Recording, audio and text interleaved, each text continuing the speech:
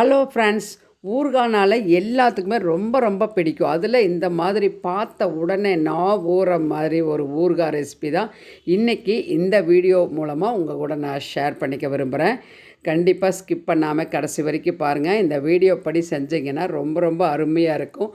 நீங்கள் ஊறுகாய் செய்கிறதுல ரொம்ப எக்ஸ்பர்ட் ஆகிடலாம். வாங்க எப்படி செய்யலான்னு பார்க்கலாம். Welcome back to Nalini Sundar's kitchen. இன்றைக்கி நான் ஊறும் நெல்லிக்காய் ஊறுகாய் தான் இந்த வீடியோவில் நம்ம பார்க்க போகிறோம். வாங்க. இதுக்கு 1/2 கிலோ பெரிய நெல்லிக்காய் வாங்கி நல்லா கழுவி தொடச்சி எடுத்து வச்சுருக்கிறேன். பாருங்கள், நல்லா ஒரே சைஸில் பார்த்தாலே தெரியுது, பளபளன்னு அவ்வளோ சூப்பரான நெல்லிக்காய்.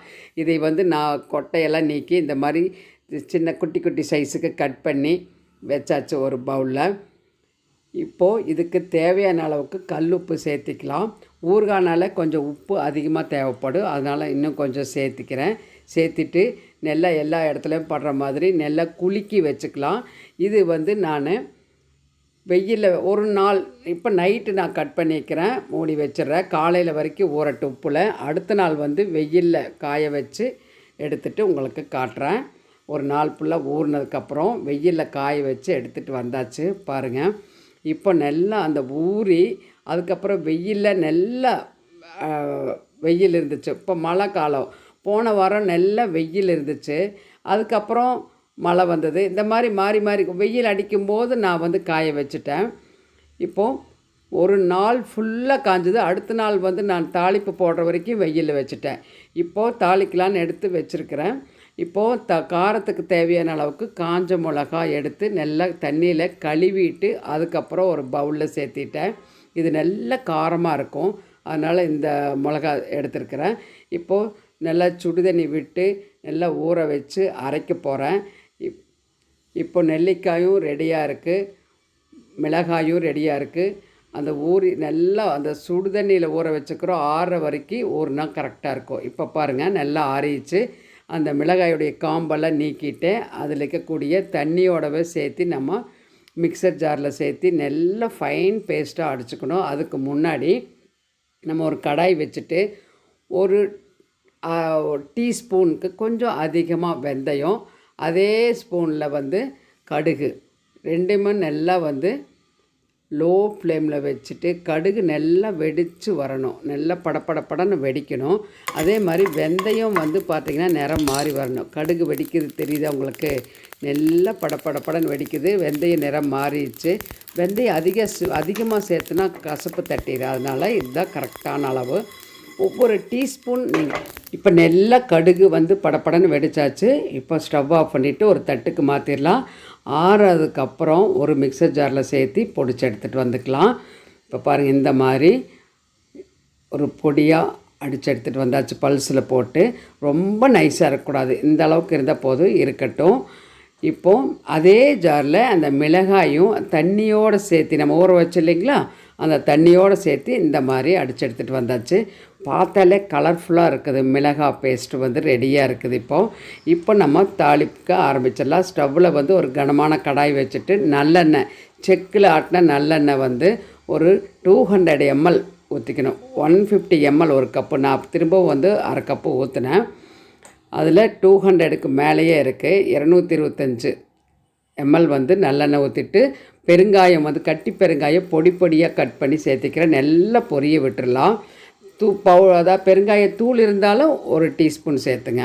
இப்போது ஃப்ரெஷ்ஷாக கருவேப்பிலை ஒரு 4-5 கொத்து சேர்த்திக்கலாம். சேர்த்திட்டு அதுக்கப்புறம் நம்ம இந்த மிளகாய் அடித்து எடுத்துகிட்டு வந்தோம் இல்லைங்களா, அந்த மிளகாய் பேஸ்ட்டை இதில் சேர்த்திக்கலாம். சேர்த்திட்டு நல்லா கலந்து விட்டுடலாம். இப்போ சிம் பண்ணி வச்சுட்டு தான் நான் கலந்து விட்டுட்ருக்கிறேன். இப்போது அதை நம்ம தண்ணி ஊற்றி நம்ம மிளகாய் அடித்தோம் இல்லைங்களா, அதனால் அந்த தண்ணி எல்லாம் வற்றணும். அதனால் இப்போது அந்த ஜார்லேயே திரும்ப ஒரு 2 டேபிள் ஸ்பூன் தண்ணி விட்டுட்டு கலந்து அதில் சேர்த்தியாச்சு. இப்போ கலந்து விட்டுக்கலாம். இந்த மாதிரி நல்லா கலந்து விட்டு நல்லா கொதிக்க ஆரம்பிக்கணும். கொதித்து அந்த தண்ணியெல்லாம் வற்றி எண்ணெய் பிரிஞ்சு வரணும், அது வரைக்கும் கொதிக்க விட்டுருங்க. நல்லா பொறுமையாக செய்யணும். அந்த மாதிரி பண்ணும்போது ஊறுகாய் கெடாமல் ரொம்ப நாளைக்கு வெளியவே வச்சு நம்ம யூஸ் பண்ணலாம். இப்போ நல்லா கொதிச்சிட்ருக்கு, பார்த்தாலே தெரியுது உங்களுக்கு. எண்ணெய் பிரிஞ்சு வர ஆரம்பிக்குது. நல்லா கொதித்து எண்ணெய் கம்ப்ளீட்டாக பிரிஞ்சு வரணும். அந்த தண்ணி ஒரு ட்ராப்பும் கூட இல்லாத மாதிரி தெரியும், நம்மளுக்கு பார்த்தாலே தெரியும். செய்யும்போது உங்களுக்கு அந்த கம்ப்ளீட்டாக எண்ணெய், நம்ம விட்ட எண்ணெய் எல்லாம் பிரிஞ்சு மேலே நிற்கும் ஒரு லேயராக. அது வரைக்கும் நம்ம நல்லா கொதிக்க விட்டுறணும். இப்போ நல்லா கொதித்து வந்தாச்சு, எண்ணெயும் நல்லா பிரிய ஆரம்பிச்சிச்சு. இந்த டைமில் நம்ம கடுகு வெந்தயம் பொடிச்சு இல்லைங்களா, அந்த பொடி வந்து 1 டீஸ்பூன் சேர்த்துக்கலாம்.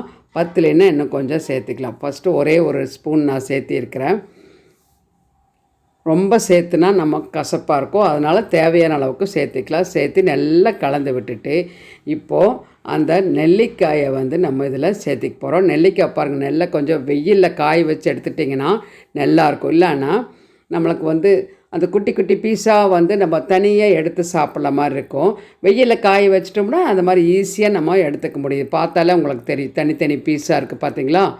இந்த மாதிரி நல்லா கலந்து விட்டுறணும். அதை போட்டு இப்போ பாருங்கள், நல்லா அந்த மிளகாய் பேஸ்ட்டோட நல்லா கலந்து விட்டாச்சு. கலர்ஃபுல்லாக அட்டகாசமாக இருக்குது. பார்த்தாலே வந்து எண்ணெய் பிரிஞ்சு நிற்கிறது நல்லா தெரியுது உங்களுக்கு தனியாகவே. இப்போது இந்த டைமில் நம்ம வந்து ஸ்டவ் ஆஃப் பண்ணிடணும். ரொம்ப நேரம் வச்சுருந்தா வெந்துடும், அதனால் வேகக்கூடாது. கலந்து விட்டோன்னே சிம்மில் தான் வச்சு நான் கலந்தேன் எல்லாமே. மிளகாய் பேஸ்ட் ஊற்றுனது சிம்மிலேயே தான் வச்சுருந்தேன் நான், ஹை ஃப்ளேம் வைக்கவே இல்லை. நீங்கள் அதே மாதிரி ஃபாலோ பண்ணுங்கள். இப்போ கலந்து விட்டாச்சு, கீழே இறக்கி வச்சுக்கலாம். நல்லா ஆறட்டும். ஆறுனதுக்கப்புறம் தான் நம்ம வந்து பார்த்திங்கன்னா இந்த மாதிரி சூப்பராக நெல்லிக்காய் ஊறுகாய் பார்த்தாலே சாப்பிட தூண்டும். அந்த மாதிரி ஒரு நெல்லிக்காய் ஊறுகாய் வந்து நம்ம பண்ணிட்டோம். நல்லா ஆறுனதுக்கப்புறம் ஒரு பாட்டிலில், கண்ணாடி பாட்டிலில் வந்து நம்ம போட்டு வச்சுக்கலாம். கொஞ்சம் கொஞ்சமாக எடுத்து நம்ம யூஸ் பண்ணோம். ஈரமில்லாத ஸ்பூன் வச்சுட்டிங்கன்னா நம்ம அளவளவாக எடுத்து யூஸ் பண்ணிக்கலாம்.